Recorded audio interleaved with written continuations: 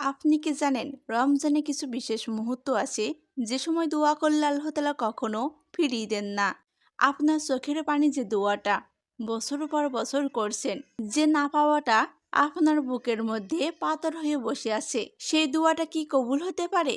হয়তো এই রমজানে দোয়া কবুল হওয়ার জন্য রমজানে কিছু কিছু বিশেষ মুহূর্ত আছে, সেগুলা আমাদের জানতে হবে এবং দোয়া করতে হবে সেই সময়ে। তাহলে হতে পারে আপনার দোয়া কবুল। কে বলতে পারে এই রমজানে আপনার মনে সমস্ত বৈধ ইচ্ছাগুলা পূরণ হয়ে গেল? আপনার মনের ইচ্ছা এই রমজানে পূরণ হয়ে যাবে ইনশাল্লাহ। আসসালামু আলাইকুম প্রিয় ভাই ও বোনেরা। রমজানের মাস হলো রহমতের মাস, মাগফিরাতের মাস, নাজাতের মাস। এর থেকেও রমজানে আরও একটি পরিচয় আছে, সেটা হলো দোয়া কবুলের মাস। এই রমজানে বেশি বেশি দোয়া করবেন, ইনশাল্লাহ আল্লাহ তাআলা আপনার মনের সমস্ত ইচ্ছা পূরণ করে দেবেন ইনশাল্লাহ। আপনারা এত দোয়া করছেন কিন্তু ভাবছেন আমার ইচ্ছা কি পূরণ হবে না, আমার দোয়া কি কবুল হচ্ছে না? এই প্রশ্নের উত্তর আল্লাহ পাক রব্বুল আলামিন সূরা বাকারায় 185 নম্বর আয়াতে লিখেছেন। আল্লাহ পাক রব্বুল আলামিন রমজানের কথা বলেছেন, কিন্তু ঠিক তার পরের আয়াতে এটাই বোঝাইছেন, আমি আপনাদের কাছে আছি। আহ্বানকারী যখনই আমাকে ডাকবে তখনই আমি সাড়া দেব। কিন্তু দোয়া কবুলের জন্য আমাদের শুধু মুখে বলা যথেষ্ট নয়। নবী করিম সাল্লাল্লাহু আলাইহি সাল্লাম আমাদের শেখাইছেন দোয়া কবুলের জন্য কিছু শর্ত আছে। ঈমান এবং ইয়াকিন, দীর্ঘ বিশ্বাস। আপনার 100% বিশ্বাস রাখতে হবে আমার আল্লাহ আমাকে দিবেই, এমনটা না আমাকে দিবে না, দিলে দিবে, না দিলে না দিবে। অন্তর থেকে আকুতি করে কান্না করে রবের সামনে পেশ করবেন। দ্বিতীয়ত, হারাম থেকে দূরে থাকা। আমাদের খাওয়ার, আমাদের পোশাক সব কিছু হালাল হতে হবে। আপনার দোয়াটা এমন হতে হবে সেটা হালাল, হালালভাবে উপার্জন করতে চান, হালাল কিছু চান, এমনভাবে আল্লাহ তাআলার কাছে আকুতি মিনতি করবেন। তাড়াহুড়ো করে কোনো দোয়া করবেন না।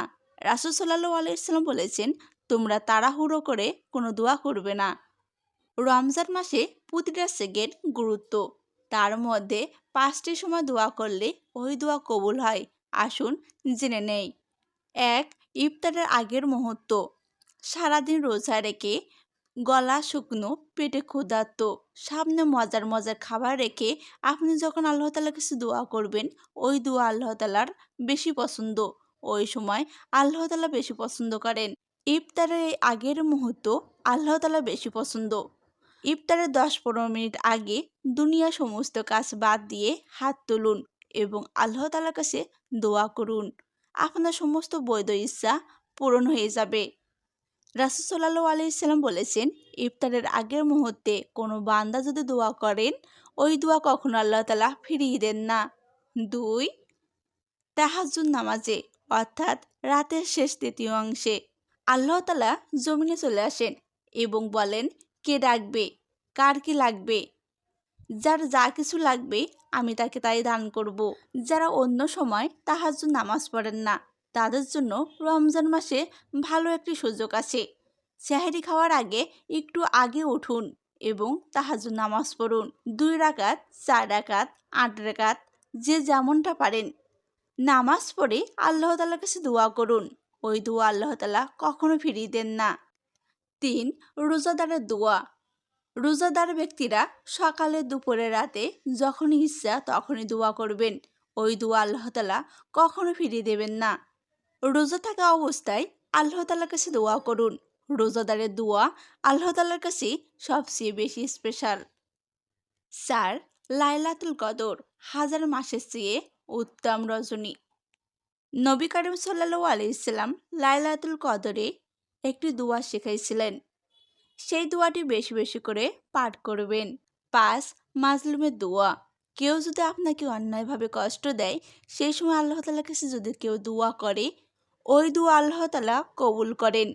কেউ অন্যায়ভাবে কষ্ট দিলে চুপ করে মুখ বন্ধ করে যদি আরশের দিকে তাকিয়ে আপনি আল্লাহ তাআলার কাছে বিচার দিয়ে দেন, ওই বিচার আল্লাহ তাআলা নিজেই করেন।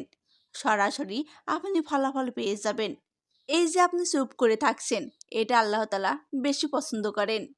আপনি চুপচাপ আসমানের দিকে তাকিয়ে আল্লাহকে মনে মনে বলবেন, ইয়া আল্লাহ, তোমার বান্দা আমাকে কষ্ট দিয়েছে, আমাকে বিনা অপরাধে দোষী করেছে, আমাকে কষ্ট দিচ্ছে, বারবার কষ্ট দিচ্ছে। আপনি জাস্ট এতটুকুই বলে চুপ করে থাকবেন। দেখবেন ফলাফল আপনি নিজেই পেয়ে যাবেন। শুধু ভরসা এবং বিশ্বাস রাখতে হবে যে আমার রব আমার আছে, আমার রব ঠিকই বিচার করবে। আমার অনেক বোনেরা আছে যাদের মনে অপ্রাপ্ত অনেক কষ্ট জমে আছে, যারা সারাদিন সংসারে ঘানি টানতে টানতে নিজের কথা বলে গেছেন। সবাইকে খুশি করাতে করাতে নিজের কথাই ভাবে না। এই রমজানে আল্লাহ তাআলার কাছে দোয়া করুন।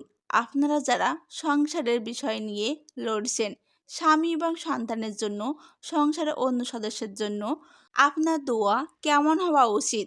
যারা স্বামীর জন্য লড়ছেন, ইয়া আল্লাহ, আমার স্বামীর আয় রোজগারে বরকত দিন, হালাল উপার্জনে তৌফিক দিন এবং তার অন্তর দিনের দিকে ঘুরিয়ে দিন। অনেক বোনদের অভিযোগ আছে স্বামীর দুর্ব্যবহারে নিয়ে। আল্লাহর কাছে কাঁদুন এবং আল্লাহ তাআলার কাছে দোয়া করুন। ইয়া ওয়াদুদু, এ প্রেমময়, আমাদের স্বামী স্ত্রীর মাঝে রহমত ভালোবাসা ঢেলে দিন। যারা সন্তান নিয়ে চিন্তিত, দিনের পর থেকে সরে যাচ্ছে, কথা শুনছে না, তারা দোয়া করুন। একজন মায়ের দোয়া কতটা শক্তিশালী আপনি কি জানেন?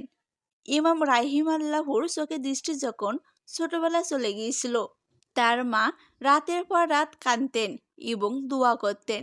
একদিন স্বপ্নে ইব্রাহিম আলাইহিসসালাম এসে বললেন, তোমার দিনের পর দিন কান্নার কারণে, তোমার দোয়া করার কারণে আল্লাহ তাআলা আপনার সন্তানের চোখে দৃষ্টি ফিরিয়ে দিয়েছেন। সুবহানাল্লাহ। এই জন্য আপনারা আপনার সন্তানের জন্য দোয়া করুন।